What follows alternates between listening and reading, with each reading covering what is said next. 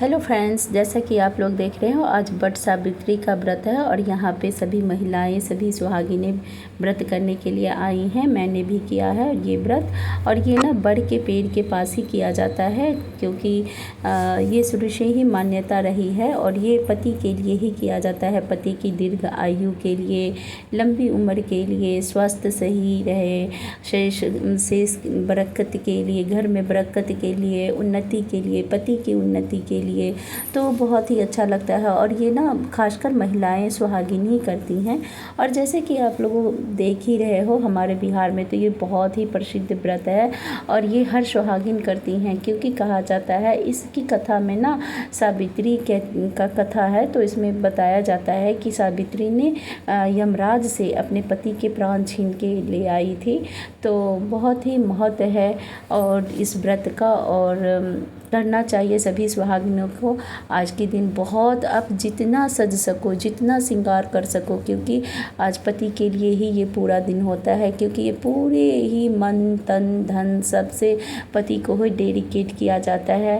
और जैसा कि आप लोग देख रहे हो यहाँ पे सभी महिलाएं सजी धजी कितनी अच्छी लग रही हैं। और ये व्रत ना बहुत ही मन से किया जाता है पति की उन्नति के लिए, दीर्घ आयु के लिए, तो और होता भी है। तो क्या ही बताऊं गाइज़ मैं आप लोगों को। जैसे कि आप लोग देख रहे हो यहाँ पे मैंने पूजा की, सारी विधि कर ली और यहाँ पे ना मेरी छोटी बेटी वीडियो बना रही थी, पर बच्चे उससे जितना हो पाया वो कर रही थी। और धूप इतनी तेज़ थी। आज का ना दो चीज़ बहुत ही ज़्यादा मायने रखता है। पहला तो हम बिना पानी पिए ही ये व्रत करते हैं, पानी भी नहीं पीते हैं और व्रत करने के बाद पीते हैं पानी, चाय, शरबत, जो कुछ भी आपको पीना हो, कॉफ़ी, वो पूजा के बाद पी सकते हैं, पूजा से पहले नहीं।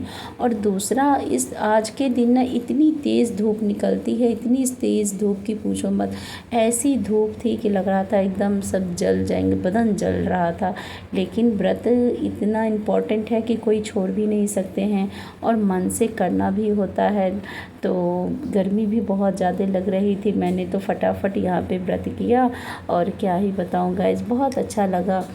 फिर घर आई, व्रत करके घर आई तो फिर पतिदेव भी आ गए थे जल्दी ऑफिस से, तो मैंने फिर उनकी भी पूजा की। पर वो वीडियो मैं बना नहीं पाई क्योंकि उस टाइम पे बच्चे ट्यूशन गए हुए थे, तो कोई वीडियो बना ही नहीं पाई मैं और आप लोगों को नहीं दिखा पाई। यहाँ पे ये देखो अब मेरी पूजा हो चुकी है और यहाँ पे मैं अब फेरे लगाऊंगी।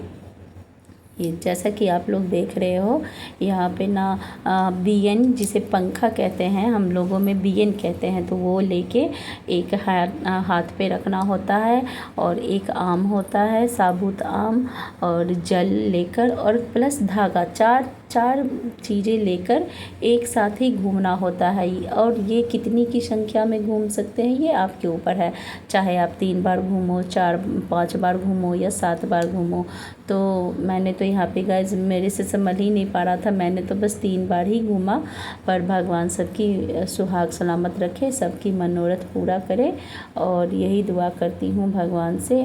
और क्या ही बताऊँ, बहुत अच्छा लगता है। खासकर ये व्रत हम लोगों में बहुत ही खुशी उत्साह से मनाया जाता है गाइस, जैसा कि आप लोग देख रहे हो, और बहुत अच्छा भी लगता है यहाँ पे पूजा करके। तो क्या ही बताऊँ मैं आपको, बहुत नियम हैं इसके। और क्योंकि ये व्रत, एक तो पहला नियम तो ये है कि आप बिना जल पिए बिना जल पिए पूजा करेंगे, बिना चाय कॉफ़ी पानी सब कुछ बिना पिए ही पूजा, नहा धोकर अच्छे से पूजा करना होता है। और फिर जब आप नहा धोकर पूजा पाठ करके घर आए तो फिर एक नियम और है कि आप ना सूर्य अस्त के बाद फिर आप जल नहीं पी सकते हो। आपको जो कुछ भी खाना हो पीना हो, चाहे आप फल खा लो, चाहे अनाज खाओ। कई जगहों पे ऐसा होता है, जैसे हम लोगों के मायके में होता है कि वहाँ पे अन्न खाया जाता है, पर हमारे ससुराल में है कि वहाँ पे फल ही खाते हैं। तो जैसे ना सूर्य अस्त से पहले, जैसे कि 6-6:30 बजे तक तो सूर्य अस्त हो ही जाता है, तो उतने टाइम तक ही आप इस व्रत में फल खा सकते हैं, चाय पानी कर सकते हैं, क्योंकि सूर्य अस्त के बाद नहीं किया जाता। पर गर्मी इतनी है और मतलब सहन भी नहीं हो सकता है, बर्दाश्त भी नहीं कर सकते हैं, तो कई महिलाएं सूर्य अस्त के बाद जल पी सकती हैं, जल पी लेती हैं, दूध पी ले सकती हैं।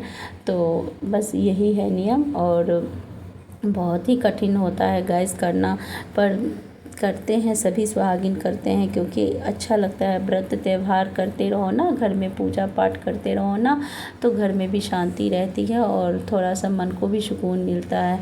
वहाँ बड़ की पूजा के पास, पेड़ के पास पूजा करने के बाद ये देखो हम लोग फिर भोलेनाथ शिव जी की पूजा करने आ गए हैं मंदिर। तो यहाँ पे मेरी बेटी बना रही थी वीडियो, पर वो मेरा लिए ही नहीं, वो पता नहीं कैसे बनाई कि उसने खुद का ही लिया, मेरा लिया ही नहीं। तो यहाँ पे फिर हम लोगों ने शिव जी की पूजा की बहुत अच्छे से, और फिर भगवान से यही प्रार्थना की कि सबकी सुहाग सलामत रखना, सबको शेष बरकत उन्नति देना। और ये देखो गाइस, यहाँ पे मैं अब घूम रही हूँ जैसे कि मैंने आप लोगों को बताया था। ये देखो मेरे हाथ में पंखा भी है, बीन भी है, आम भी है, जल में लोटे में जल भी है, और ये मैं धागा लेकर घूम भी रही हूँ। ये होता है, ये नियम अब चला आया है शुरू से। तो मतलब ऐसे ही हम लोगों ने सास माँ को जैसे देखा वैसे ही मतलब करते हैं। तो हमारे ससुराल में तो ऐसे ही होता है, तो वो देखो मैं फॉलो कर रही हूँ और व्रत भी कर रही हूँ। और क्या ही बताऊँ, आज के दिन ना पति को आप जितना खुश कर सको, जितना आप उनसे खुश उसे उनको अपनी पूजा से, अपने व्यवहार से, अपनी बातों से आप उनको जितना खुश कर सको उतना अच्छा होता है। तो ये देखो गाइस, यहाँ पे करीब करीब वो बहुत ही खुश थे जब पति देव घर आए, तो फिर मैंने उनकी भी पूजा की, पर वो वीडियो में ले ही नहीं पाई। और वो काफ़ी खुश थे, अच्छे भी, मतलब अच्छा लग रहा था। उन्होंने मुझे भर भर के आशीर्वाद दिया और मुझे भी अच्छा लगा, क्योंकि पति आज विष्णु के रूप में देखा जाता है, तो वो जितना आशीर्वाद देते हैं ना उतना अच्छा होता है। तो गाइज़, आप लोगों को अगर मेरी वीडियो पसंद आए तो लाइक शेयर सब्सक्राइब ज़रूर करना गाइज़, प्लीज़ सब्सक्राइब करना। आप लोग सब्सक्राइब नहीं करते हो, और सब्सक्राइब करना, कमेंट करना, बताना कि किन किन के यहाँ ये व्रत होता है, कमेंट करके बताना। धन्यवाद।